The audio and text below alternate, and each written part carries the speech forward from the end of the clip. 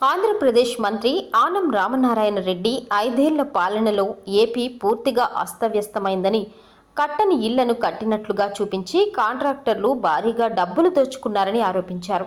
నెల్లూరు జిల్లా సంగం మండలంలోని గాంధీ జనసంఘం గ్రామంలో పర్యటించిన మంత్రి ఆనం వర్షం మధ్యే పేదల ఇళ్ల వద్దకే వెళ్లి పెన్షన్లు అందజేశారు. ఆత్మకూరు నియోజకవర్గంలో 36,937 మంది లబ్ధిదారులకు పెన్షన్లు ఇస్తున్నామని తెలిపారు. సంగం మండలంలో దాదాపుగా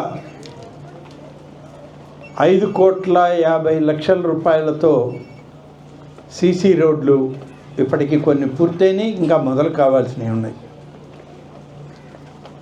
హెల్త్ క్లినిక్లు 3 మంజూరైనాయి. ఇప్పుడు ఈ 3 కూడా సంగం మండలంలో కొత్తగా మంజూరైనవి.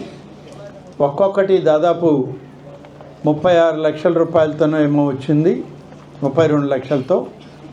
జిల్లా పరిషత్ ఫండ్స్ నుంచి 61 లక్షలు, అలాగే రెయిన్ వాటర్ హార్వెస్టింగ్ కింద 2,60,00,000 రూపాయలు, 2,56,000.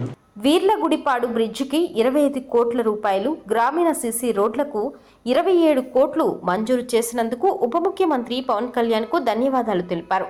ప్రతి నెల 1వ తేదీ పెన్షన్లు ఆగవని, సీఎం చంద్రబాబు ప్రజల కోసం నిబద్ధతతో పనిచేస్తున్నారని పేర్కొన్నారు.